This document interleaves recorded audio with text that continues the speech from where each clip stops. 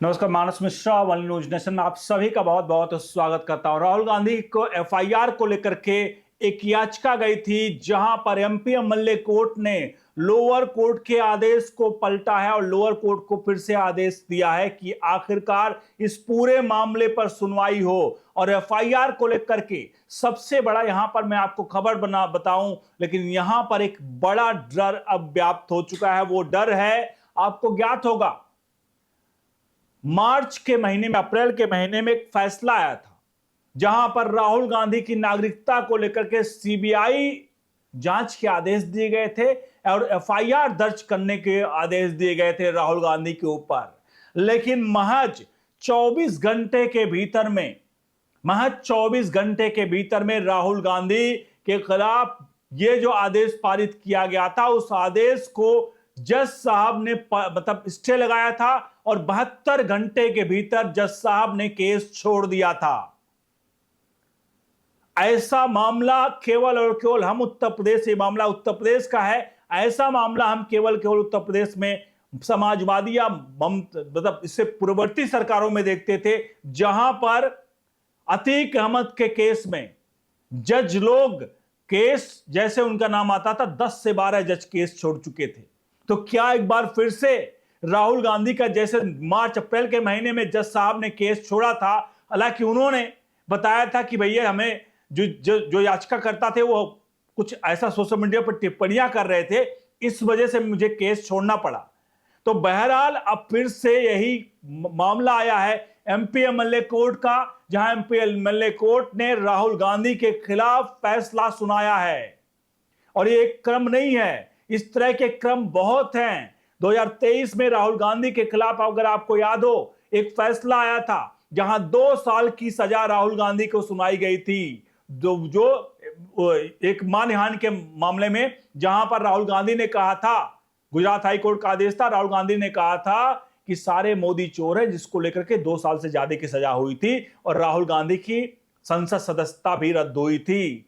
लेकिन supreme court में जाकर के फैसला पलट गया था और उसके बाद उस जज साहब का क्या हुआ था आपको पता है? जिस जज साहब ने फैसला दिया था, वो जज साहब गुजरात के थे। उस वक्त खबर आई, जैसे उनका आदेश दिया उसके कुछ ही दिनों के भीतर उन साहब का जो है ट्रांसफर पटना कर दिया गया। और वो लोग ये कहने लगे कि ये उनके लिए सजा का था। हालांकि राहुल गांधी के फैसले को सुप्रीम कोर्ट में पूर्व सीजेआई, उस वक्त सीजेआई नहीं थे, 2023 में जस्टिस गवई ने इस फैसले को पलट दिया था और स्टे लगाया था, मतलब उस फैसले पर, और कहा था 2 साल का जो इनका सजा है उस पर स्टे लगाते हैं। और सिर्फ इतना ही कहा कि हाई कोर्ट के जज ने फैसला सुनाते समय जो आखिरी लाइन कही वो पसंद नहीं आई, इस वजह से हम इस सजा पर स्टे लगाते हैं। अमूमन जब भी कोई केस कोई जज पलटता है या कुछ भी करता है तो उस पर एक्सप्लेनेशन पूरा देता है कि भैया क्या कारण था कि इसको पलटा गया।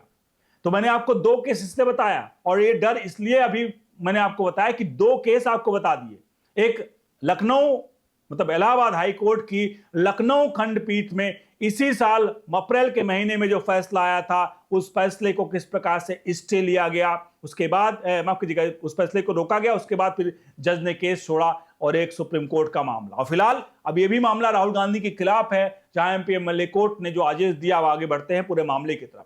अब यहां पर आप अपनी राय प्रतिक्रिया जरूर दीजिएगा और वीडियो को लाइक शेयर जरूर करेगा। आपको क्या लगता है केस एक बार फिर से इसमें भी कुछ ऐसा ट्विस्ट आएगा, या जज पे गाज गिरेगी, या जज साहब को केस छोड़ना पड़ेगा? आपको क्या ऐसा लगता है? बढ़ते हैं पूरे मामले की तरफ। असल में मामला जो है वो मामला है राहुल गांधी की एक टिप्पणी। हालांकि टिप्पणी नई नहीं है, राहुल गांधी बोस्टन यूनिवर्सिटी में व्याख्यान दे रहे थे, जहां उन्होंने भगवान राम को काल्पनिक चित्रण बताया कि भगवान राम काल्पनिक है। हालांकि उन्होंने पहली बार नहीं कहा है, इससे पहले भी उनके माताश्री ने बाकायदा सुप्रीम कोर्ट में हलफनामा दिया है, जहां पर उन्होंने कहा कि भगवान राम काल्पनिक है, राम सेतु काल्पनिक है, जिसको लेकर के उन्होंने साफ तौर पर बाबरी मस्जिद के लिए अपने वकील का प्रिंसिपल को पूरा जीवन भर उसमें लड़ते रहे। अंततः 2019 में कांग्रेस की बुरी शिकस्त हुई और कांग्रेस भगवान राम को काल्पनिक बताने वाली अब शायद खुद काल्पनिक हो गई है। बहरहाल ये पूरा मामला था जिसको लेकर के वाराणसी के लोअर कोर्ट में एक याचिका गई थी। लोअर कोर्ट में याचिका जाती है, लोअर कोर्ट इस याचिका को सुनने से मना कर देता है, इसको खारिज कर देता है।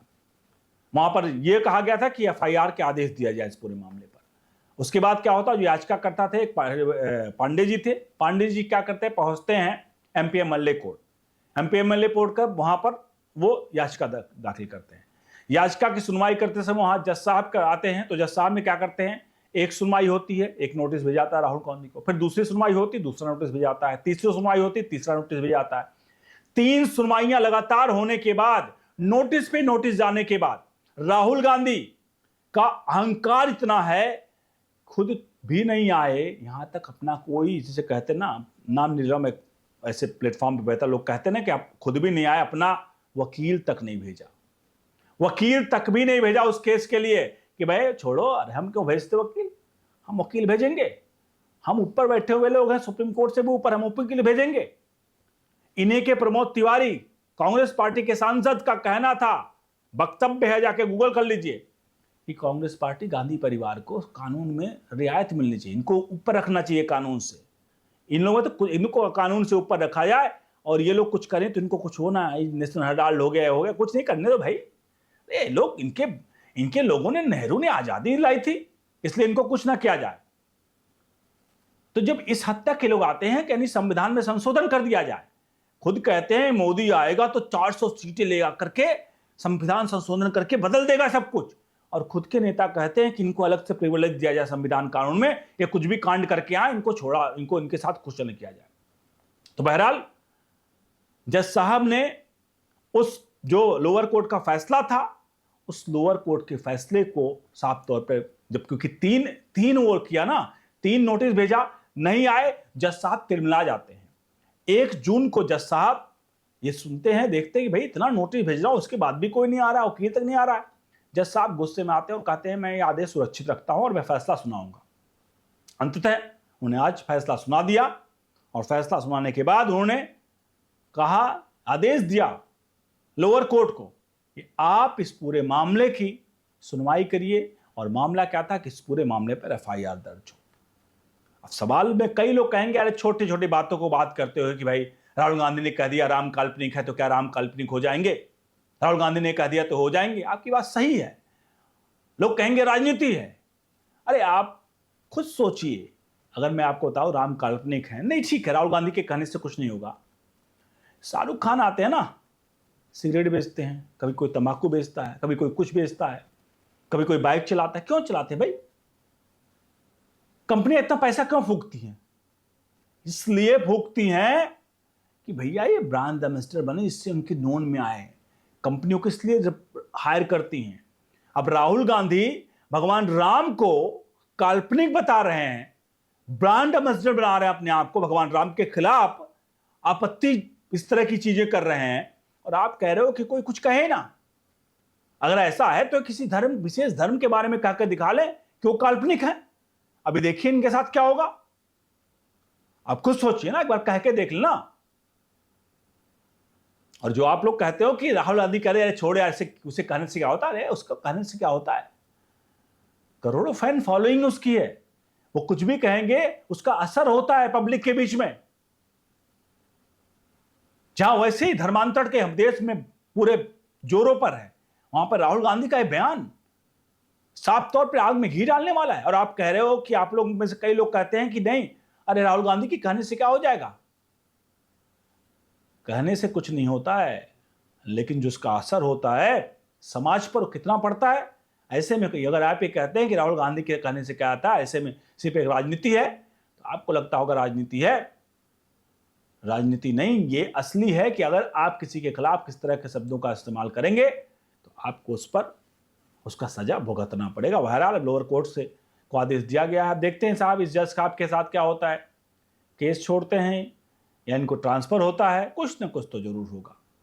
आने वाले दिनों में पता चलेगा। बने रहिए ओनली न्यूज नेशन के साथ। बहुत बहुत धन्यवाद।